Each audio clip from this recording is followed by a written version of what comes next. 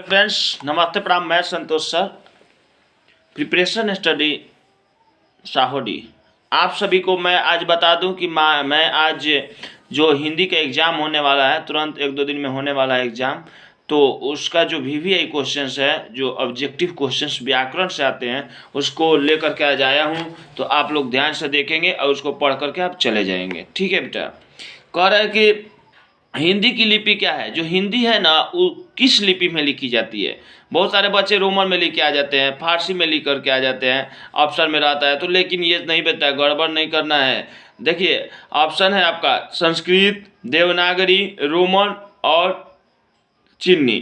कौन सी लिपि में लिखी जाती है? तो हिंदी बेटा देवनागरी लिपि में लिखी जाती है। बार बार यही क्वेश्चन मैं आप लोग को बता दे रहा हूँ कि हिंदी जो है देवनागरी लिपि में लिखी जा रही है। अभी मैं लाइव क्लासेस में भी कुछ क्वेश्चन पूछ दे रहे थे बेटा, ठीक है। लेकिन मैं अभी लाइव क्लासेस हो चुका, अब थोड़ा आप लोगों को अब वीडियो अपलोड करके कुछ बता रहा हूँ, ठीक है। तो वही जो है हिंदी की लिपि देवनागरी लिपि में लिखी जाती है, ठीक है। ये चीज़ समझना है बेटा। छोटा छोटा क्वेश्चन जा करके हम ही गलती करके आ गए। संज्ञा के कितने भेद होते हैं हमको पता है, 5 भेदा जाके सटाक दे कि 4 के मार के आगे घर और हो, तो गलती हो गया। समझ में आ रहा है? तो वही छोटा छोटा चीज़ गलती हो जाता है, तो वहाँ ध्यान देना है। जो हिंदी की लिपि है वो देवनागरी में लिखी जाती है, ठीक है। क्लियर। आगे कर रहे हैं संस्कृत, मराठी और नेपाली भाषाओं की लिपि क्या है। अभी मैं लिपि ही लेकर के चल रहा हूँ, कौन सी किस लिपि में। एक टॉपिक पहले क्लियर आप लोग का कर लो, उसके बाद आगे चलेगा टॉपिक क्लियर करते हुए, ठीक है। वही करें कि संस्कृत, मराठी और नेपाली, ठीक है, भाषाओं की लिपि क्या है। तो कह रहा है ए ऑप्शन, ठीक है। ए ऑप्शन आप लोग कमेंट में करके बताएंगे भी, ठीक है।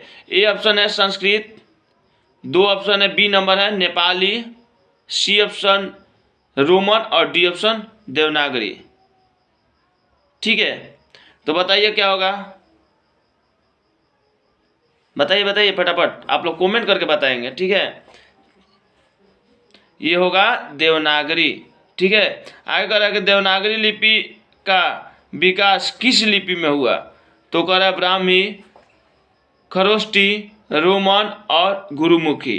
तो इसका आपका आंसर होगा गुरुमुखी। क्या आंसर होगा? गुरुमुखी। आगे कह रहा है कौन सी लिपि दाईं से बाईं ओर लिखी जाती है। अब ये बता रहे हैं कि कौन सी लिपि दाईं से लेकर के बाईं ओर लिखी जाती है। यहाँ ध्यान देना है, कौन ऐसी लिपि है जो कि दाईं से बाईं की ओर लिखी जाती है, ठीक है। तो ए ऑप्शन आपका हो गया Roman, B option Kharosthi, C option होगा देवनागरी और डी ऑप्शन फारसी। क्या होगा? तो आपका आंसर हो जाएगा वहाँ से फारसी, ठीक है। तो जो है कौन सी लिपि है, ठीक है, कौन सी लिपि दाईं से बाईं ओर लिखी जाती है। तो फारसी। जैसे मुसलमान भाई लोग हैं ना, जैसे हम लोग लिखते हैं इधर से ना, तो वो लोग सिख हम लोग का उल्टा लिखते हैं, ठीक है। तो ठीक हम लोग का उल्टा, जैसे हम लोग सीधा ऊपर आगे से पढ़ते हैं तो लोग पीछे से पढ़ते हैं, ठीक है। तो वही चीज़ कह रहा है कि कौन सी लिपि मतलब दाईं से बाईं चलती है, मतलब उल्टा चलता है, सिख हम लोग का उल्टा चलता है, तो फारसी लिपि हो गया। क्लियर।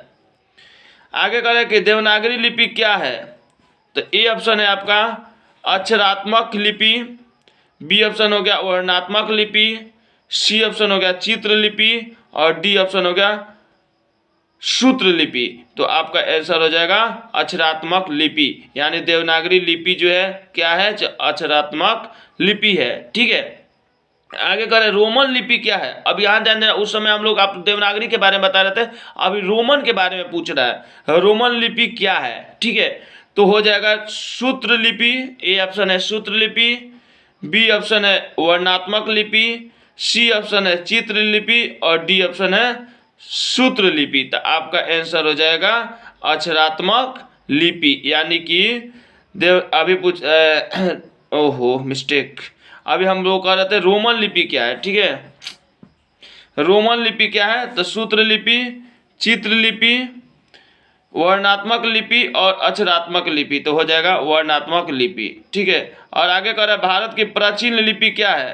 तो ब्राह्मी लिपि, देवनागरी लिपि, संस्कृत लिपि